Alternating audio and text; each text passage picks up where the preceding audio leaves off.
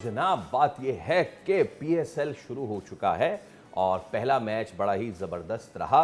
इतना सारा शोर था क्राउड का, सुना आपने? जी, मैं पहले सुना तो हमने, हैरान हो गया। आई वाज टू बी देखा दिस नहीं। Is true, this is true. I was in kitchen, TV was on. जब क्राउड का शोर हुआ, मैं भागते हुए वापस टीवी की तरफ आई जस्ट टू सी कि भाई ये क्राउड कहाँ से आया। एंड तो देन फिर वो किचन में जो अंडा था उसका क्या हुआ? कुछ नहीं, जिंदा वो बच गया? या। ओके। बहुत जल्दी मेरा सरप्राइज खत्म हो गया व्हेन आई सॉ कि अच्छा ठीक है, वो क्राउड का जो साउंड है वो सारा फेक साउंड है।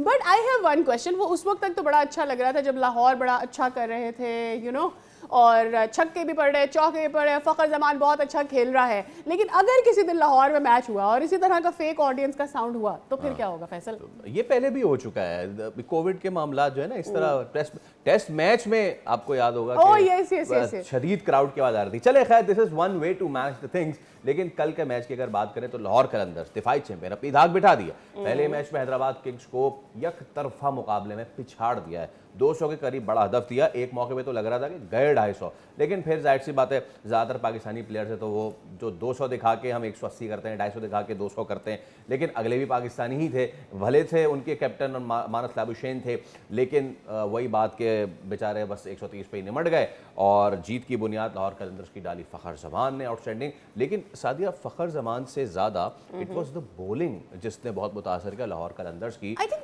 लाहौर कलंदर्स की बॉलिंग कंसिस्टेंटली एक ज़बरदस्त बॉलिंग यूनिट रहा है सिंस द बिगिनिंग। और एक चीज़ जो बहुत अच्छी आपको नज़र आएगी लाहौर कलंदर्स के लिए कि आपको उनके ओवरऑल स्क्वाड में सिंस ईयर्स बहुत ज़्यादा चेंज नज़र नहीं आएगा। उनके जो मैच विनिंग प्लेयर्स हैं वो हर दफ़ा रहते हैं। सिकंदर रज़ा को हम जानते हैं कि वो किस तरह से उनके लिए करते रहे। अब्दुल गफ़ार हमारे साथ मौजूद हैं, क्रिकेट जर्नलिस्ट और sports expert. Ghaffar, very good morning to you. कल भी हमारी इस पर रात में भी बात हो रही थी। इतना ज़्यादा डिसअपॉइंट कर सकती है हैदराबाद, ये मैंने नहीं सोचा था। मुझे लग रहा था कि एक टीम होती है यहाँ तो वो एज अ बॉलिंग यूनिट बहुत स्ट्रांग होते हैं, एज अ बैटिंग यूनिट बहुत ज़्यादा स्ट्रांग होते हैं। लाहौर की स्ट्रेंथ से हम ऑलरेडी वाकिफ थे। व्हाट डू यू थिंक, एक स्ट्रेंथ आपकी उनको नजर आई हो कि हाँ यार बैटिंग में ये प्लेयर्स हैं, अगर इसको खिला देंगे तो सीन ऑन हो जाएगा हैदराबाद का? शुक्रिया। बिल्कुल आपने ठीक कहा, हैदराबाद की टीम। और आगे आप देखिएगा जब इसी तरह जब रावलपिंडी का मैच होगा तो यही चैलेंज उनको भी दरपेश होगा। चूंकि जब आप एक दफ़ा ऑप्शन के अंदर अपने स्क्वाड को पिक करते हैं तो मेरा ये ख्याल है, जो मेरा एक्सपीरियंस है इस पीएसएल को, अब 10वां साल 11वां साल हो गया, 10 साल का जो इससे पहले मेरा एक्सपीरियंस रहा है कि कभी कभी आपको मतलब एक कोर बनानी होती है, उसके बाद आप जाके उसके अराउंड टीम बिल्ड करते हैं। तो कम अज कम हैदराबाद की टीम में ना थोड़ी सी इसकी सी कमी दिखाई देती है। ऐसे लगता है जैसे शीट पे ही ना कुछ बात बनती हुई नजर नहीं आती। तो फॉर्मेट है, इस फॉर्मेट के अंदर हमने देखा है कि अनप्रेडिक्टेबिलिटी बहुत ज्यादा होती है। हमने टीमों को जीतते हुए और फिर उसी टीम को मुसलसल हारते हुए भी देख लिया। ये तो एक इस फॉर्मेट की ब्यूटी भी है। बट जो हैदराबाद की टीम में आई थिंक, जो हमने कल भी शो में बात की थी कि अगर इस टीम को बैटिंग में कुछ करना है तो इसके टॉप ऑर्डर में ही ज्यादा जान दिखाई देती है, जिसमें साइम अयूब, फिर इसी तरह हमारे पास मास सदाकत, जिनके मुतालिक कल मुझे रात गए जाकर फिर एक मैसेज आया उस जब हम शो में कल थे जी तब जी तक जी तो जी। एक्चुअली वो उनको थोड़ा सा इंजरी का एक क्लाउड था, जिसके बाद प्रिकॉशनरी मेजर पर टीम मैनेजमेंट ने उनको मैदान में नहीं उतारा, जो मुझे ओके, बताया ओके। हैदराबाद के मीडिया मैनेजर के मुताबिक। लेकिन अगर इस टीम ने कुछ करना है फैसल और सादिया, तो मुझे ऐसे लगता है कि इनके टॉप 3-4 में जो साइम अयूब के साथ मास सदाकत और इसी तरह पे उस्मान खान, इनको कुछ बहुत ही एक्स्ट्रॉर्डनरी करना पड़ेगा। मानस तबोशैन पर प्रेशर रहेगा, ऑस्ट्रेलियन है, अपने प्रोफेशनली काम करना जानते हैं, बट टी20 के अंदर उनकी कोई वर्थ नहीं रही है। फिर वो हाँ, कैप्टन भी बने, तो बॉलिंग में भी इसी तरह अगर आप और देखें। कल उनकी कैप्टेंसी में भी फ्लॉज नजर आए। ऐसा लग रहा था जैसे जिस तरह से उन्होंने मोहम्मद अली को भी इस्तेमाल किया, ऐसा लगा कि वो खुद भी अवेयर नहीं है अपनी टीम मेंबर्स के स्किल से। एक तो ये, दूसरा मास की अगर आप मुझे बता दें कि कुछ इंजरी की टाइप पता चल सकी है, क्योंकि मसला ये है हमारे प्लेयर्स को बहुत ज़्यादा सस्टेन करने वाली इंजरीज हो जाती हैं, और वो हमारा अच्छा वंडरफुल प्लेयर है। We would want to see him in PSL. और उसकी इंजरी को हम खराब भी फिर कर देते हैं। साइड स्ट्रेन का मुझे बताया गया है, वो भी ये बताया ओके गया कि ओके। ओके। ये मैनेजर है उनके उनके मैसेज के मुताबिक कि साइड स्ट्रेन था, और फिर प्रिकॉशनरी मेजर पर रिस्क नहीं लिया गया कि अभी क्योंकि पहला चलो। मैच है, पड़ी है, तो थोड़ा सा उनको टाइम दे देते हैं। तो उनके मुताबिक इंजरी बहुत सीरियस नहीं है, लेकिन ठीक है। अच्छा गफ्फार भाई, इसमें अब एक चीज़, हमने कल काफ़ी डिटेल से बात की, लेकिन एक चीज़ मैं पूछना चाह रहा था।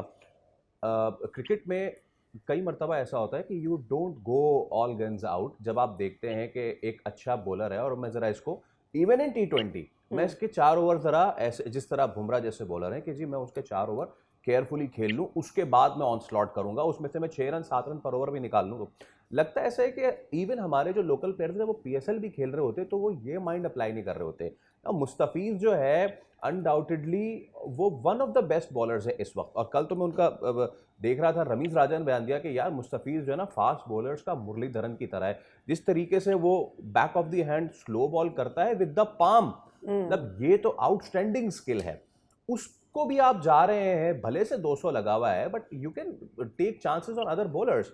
तो ये वाली प्लॉय हम अप्लाई नहीं करते। मैं चाहूंगा मुस्तफीज़ के हवाले से कुछ प्लीज बताएं, क्या ब्रिलियंट बॉलर है।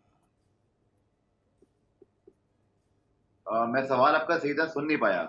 मुस्तफीज़ कितना ज़बरदस्त बॉलर है, और लाहौर के लिए कितनी ज़बरदस्त उसकी स्किल्स हैं गफ्फार भाई, ये मैं पूछ रहा था। एक एक्सपीरियंस कंपेनर हैं, बहुत ज़्यादा उनकी सर्विसेज हैं बांग्लादेश के लिए भी, और आई थिंक मुझे ऐसे लगता है कि लाहौर के अंदर, जैसे कल हारिस रऊफ ने भी बात बोली, पोस्ट मैच में सुन रहा था, उन्होंने कहा जी हमारा बॉलिंग अटैक तो दुनिया की किसी भी लीग या इंटरनेशनल लेवल के म्यार का, ये बात हकीकत भी है कि लीग के फॉर्मेट में जो इस टीम का बॉलिंग अटैक, इसकी वैरायटी, और अब तो उसामा मीर भी इनके पास आ गए हैं, सिकंदर रजा स्पिनर भी इनके पास मौजूद हैं, फिर हार्दिक की हमने देखा है, आई थिंक आप दोनों भी इस बात से एग्री करेंगे कि जहां शाहीन शाह अफरीदी और हारिस रऊफ बहुत बड़े परफॉर्मर लाहौर कलंदर्स के लिए हैं, आखिरी 4 में से 3 टाइटल जितवाए हैं, बट इनके ऊपर अब रन बनते हैं, लेकिन बैलेंस साइड का इतना अच्छा है, और मुझे लगता है कि बहुत अच्छे तरीके से मैनेज हुई हुई टीम है, तो इनका आउटकम आ रहा है। बट आई थिंक जितनी टीमें हैं जो बैटिंग साइड हैं, उनको ये बात हमेशा याद रहेगी कि ये मतलब कोई इनविंसिबल नहीं है,